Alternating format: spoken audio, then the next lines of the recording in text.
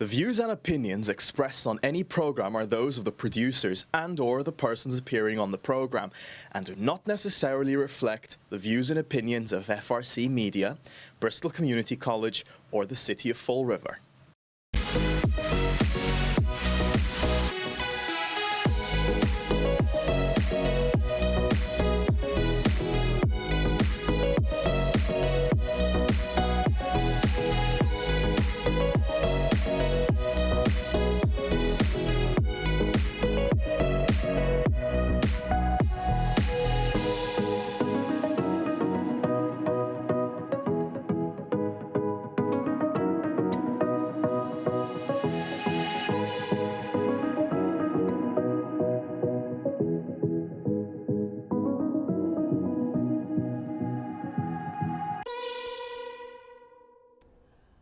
Hi everyone, welcome to Artist Corner.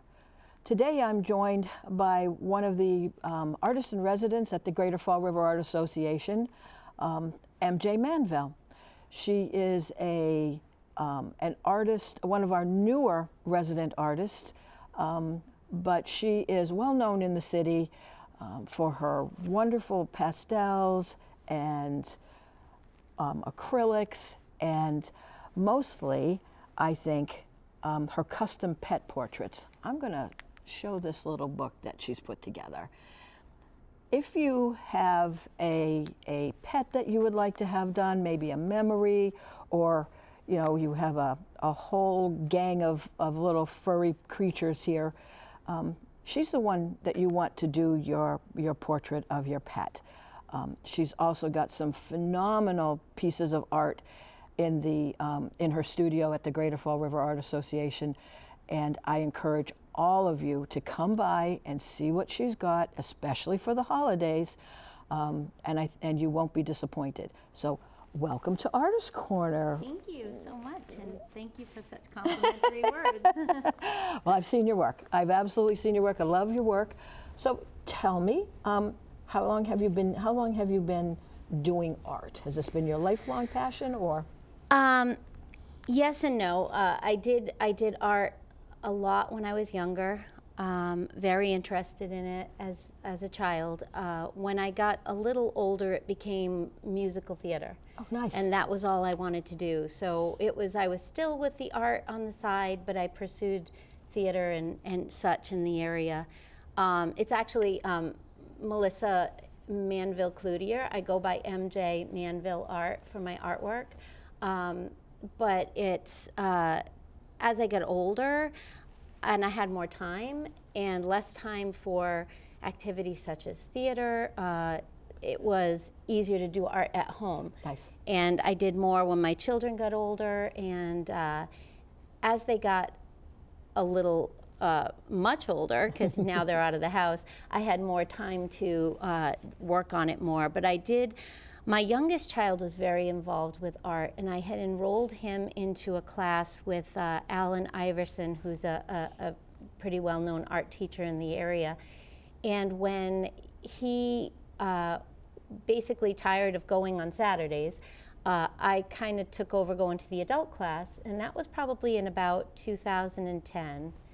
And that's when I got introduced more into pastels and such. My dad was an artist when I was young. He painted in oils in the basement, and he actually was accepted to Swain School of Design when he was young, but they didn't have the money. His mom had polio, and she had been hospitalized for over a year. So what he always did his artwork, and that sort of inspired me. And he did have pastels, but I never really learned how to use them from him. Okay. So when I started doing that art class in 2010, a lot of pastel work. As I grew, I got more into watercolors as well. I tried different mediums, and watercolors are easier to take with you places. Right. The pastels are very messy and tricky. Just a little tiny mark can change everything, especially in the expression in an animal's face or such. Do you do pastels in other than your animals or the animal portraits, or do you tend to work more in watercolors for things that aren't in your pet portraits? I knew I was going to forget that. Or do you work both? Are there watercolors for pets too, or? I don't do watercolors for pets. I just feel like I do a better job at pastels. And again, it's pastels, but I also use pastel pencils. Cool. Usually a base of the pastel, Okay. and then the pastel pencils over the for more detail. I don't. I'm trying to get more into color pencils, but for me to use the watercolors for the details and such, it's a lot harder. I find it just doesn't come out. The fur doesn't come out the way that I feel it would look best. They're beautiful. I've seen so many of these, and sitting. And I know that you've also done some beautiful holiday cards. You've done holiday calendars and things. I know that this is, and the new Bay Coast Bank annual calendar. I know every single piece of artwork in here is your own. Yes. And it is just truly, the cover is the New Bedford Fishing Fleet. Beautiful, beautiful piece of work here. So tell me, how did you get involved doing these? Because these are just amazing, just Thank you. Absolutely amazing. So I've worked for Bay Coast Bank for 34 years. And at this point, I'm on my semi-retirement, because I work part-time. And basically, they've done different things with different artists, different photographers for the calendar each year. And they asked me if I would be interested in taking on the calendar for this past year for 2024. So it was an all-year thing. And basically, I took on the responsibility of the photographs too. So I went to the different locations and took the photographs, and then from there just did the artwork based on the pictures that I did. Wow. Some of them are pastel, some of them are watercolor. And it was really exciting for me because I do like to do landscapes a lot. And it was exciting for me to choose the place that I thought would look best. Most of them are on the Historic Register. Oh, nice. So we basically were looking for places that people would know, but I wanted to convey pictures that were from the area that everybody would know if they saw it, and if they hadn't been there or seen it, they would perhaps want to go there, and if they went there, they would know immediately that was the spot. Nice. So that was my thought, and I feel I conveyed it, so I was pretty happy. I think you did. This is a beautiful, beautiful calendar. So tell me, the original artworks that you've done, where are they? So I get to keep them all. Oh, nice. And at some point I thought maybe I would produce some prints. I'm not a person who does prints. And it's kind of funny because what I say is every artist has their own journey. Right. And I feel like my journey is I enjoy doing things locally. I don't want the prices to be crazy. But on the flip side, my motto is MJ Manville Art, unique, original, affordable. So the uniqueness is that it's one of a kind. The original is, again, it's one of a kind. And the affordable is, obviously, it's affordable because I feel that everybody should be able to own real artwork, not just people who have extra money for, as an extravagant expense. So that said, I'm not a big fan of prints of my work, but on the flip side, I do have some, for example, Lincoln Park. I really love Lincoln Park, yes. And I've done a few Lincoln Park pieces, and I have made prints of those that I sell at the Viva Fall River Shop on South Main Street, and I really do appreciate doing prints of that type of thing because I understand that it's hard to do a one-of-a-kind piece of right. Over and over of that type of thing. Right. But as far as most things, I don't do prints. But nice.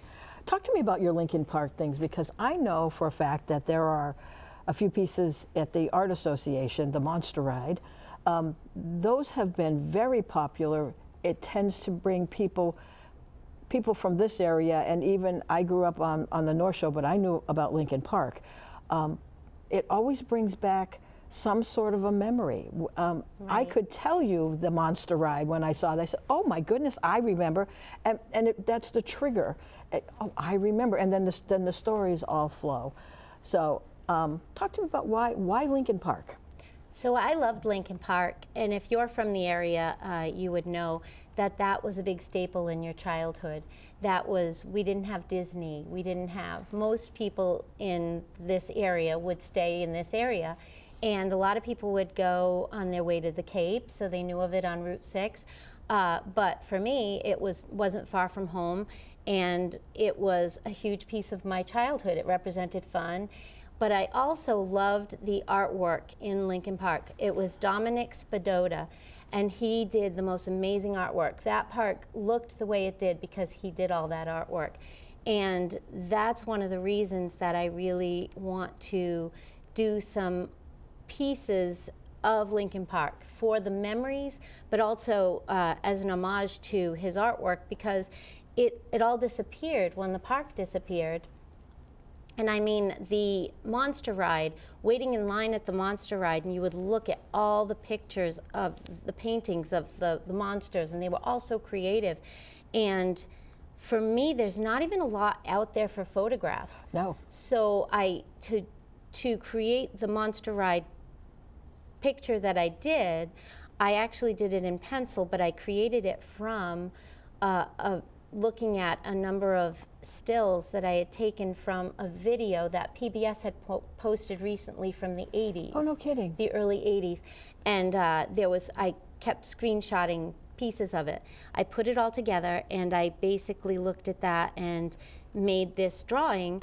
Then I went over it in ink. I never put color onto it because my idea was to make like an art print of it in black and white, and then add the watercolor to it. So each one is unique and different. Nice. And I just feel like the colors can vary because they keep the same color scheme, but it's just so vibrant, and that's how you remember it in your mind's eye. Oh, absolutely, absolutely. You always remember the vibrant colors. I know that you have taken some very, I would call them haunting photographs of like sort of what's left at Lincoln Park. When we had done the photography exhibit, you had some pictures there, and I was thinking, reminiscing about, you know, how sad it is that we don't have these kinds of places anymore. There are very few of them in the area. Right. And I was thinking about, it's part of my childhood too, and I was thinking about that as part of my childhood, and it's just I found them fascinating and just wonderful. I did. I found them fascinating. I'm thinking, oh, I know somebody that knows about Lincoln Park. This is great. And that's the thing. There's such a specified audience that it's not something that it's going to create this huge popularity. But when you find somebody who knows it, they know it, and they're very excited to see it. And Exactly. that's what I love. I love to share my artwork with somebody who wants to have it and display it, and it gives them a good feeling, and it brings them joy. I feel that's the best thing. I did run into an artist once who was very successful, and he told me, never ever sell your original pieces. And I said, really? He said, always do prints. And I said, that is so against how I feel about it, because I don't want all the original pieces to be in a portfolio book in my house. I really want them to be on somebody's wall, and for them to enjoy it, and not spend a fortune to have it. Right, right. I know that sometimes there are artists who really cling to their originals, and it's very important, and that's fine. That's very important. I agree with you. I would rather have somebody have a piece of original artwork, price that they can afford.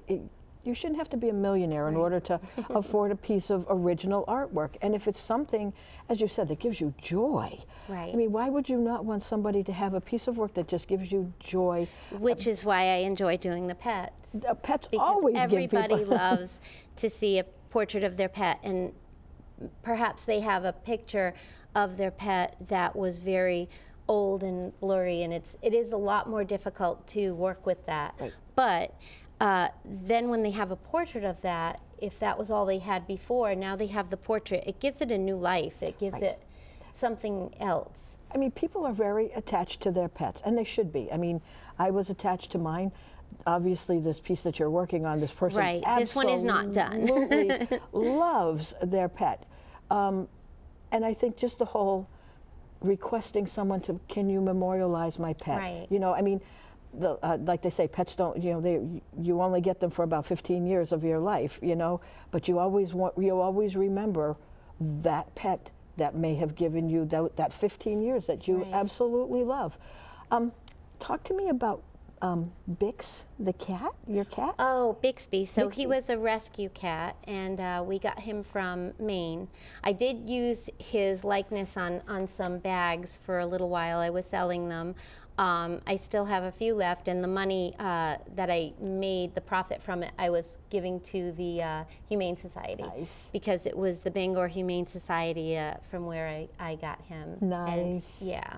Nice. So, but I have done pet portraits of him, and I've done, that's how it all started, was with my cat I had before him. I did a portrait of Chowda, his name was. Oh, cute. And I did his portrait because I enjoyed doing animals, and that was probably a good maybe 10 years ago, and then somebody asked me to do a pet for them, and it just kind of went on, and it became, I think I was trying to add up. I know I've probably done over 100 at this point. Wow. Yeah. But that's really nice, So. you know, and it you know, there aren't a lot of, that I know of anyway, there aren't a lot of people that really do justice to pet portraits. Everybody, you know, there are people that do landscapes, people that do human portraiture, but, you know, to capture the life in a little ball of fluff, or a large ball of fluff, I think it takes a unique perspective. Do you always work from a photograph or something, or do you try to work from photographs for Right. these? I ask people to give me their favorite digital photograph. Okay. And what I basically do is I usually have it on my iPad. Okay. Today I just brought a picture of the pet because I didn't want to have the iPad to annoy me while it's here. But I do that because then I can go in closer on the nose and the eyes, and my big thing is to get the face and the eyes. So this one is not done. I saved the eyes for last. Okay. I actually added a little bit on the eyes because I wanted him to look somewhat you know, put together. But I don't want to do the eyes till the very last thing, and I sort of make sure I have the sparkle in the eye. Absolutely. And I'm very big fan of Margaret Keane, and you might know her as the Big Eyes Yes. painting Yes. person from years ago. And she actually inspires me to that type of the eyes are hugely important. Absolutely. Absolutely. And I myself actually, I'm very, very nearsighted. I have strabismus, and that is the eye turn. I had surgery for that, and I have diplopia, which is double vision, Oh, boy. which I get not as much now since I've had the surgery. But I bring all that up because the eyes are not only very important to me, but I have very, very, very little depth perception. So it's interesting because people say that my paintings have depth. Oh, absolutely. And I don't see how it would have such depth, but it works, and I don't know, maybe because I don't know. I don't know what it is. So It's amazing. That just surprises me when you say that, because there is such depth perception here. I'm going to show this because everybody in the city knows what this is. This is the Thomas Hudner Visitor Center. The Braga Bridge is there. Yes, Fall River's and hero. Fall River, yep. And we also have the Massachusetts Battleship, the yeah. battleship and everything. It's a wonderful homage to the city. And I'll say this calendar is full of things that people will recognize. There's a Sakonnet Point Lighthouse, the beautiful Memorial Hall that's in Foxborough. It's amazing. I mean, these buildings are just phenomenal. And the reservation with the daffodils, I love daffodils. They're like Well, my it's places favorite. we've all been or we would like to go. So that's I a know. bonus. I want to walk here right now. So tell me, where do you see your art? Obviously, you're continuing to grow and evolve as an artist. So where do you see your art going? Where do you grow?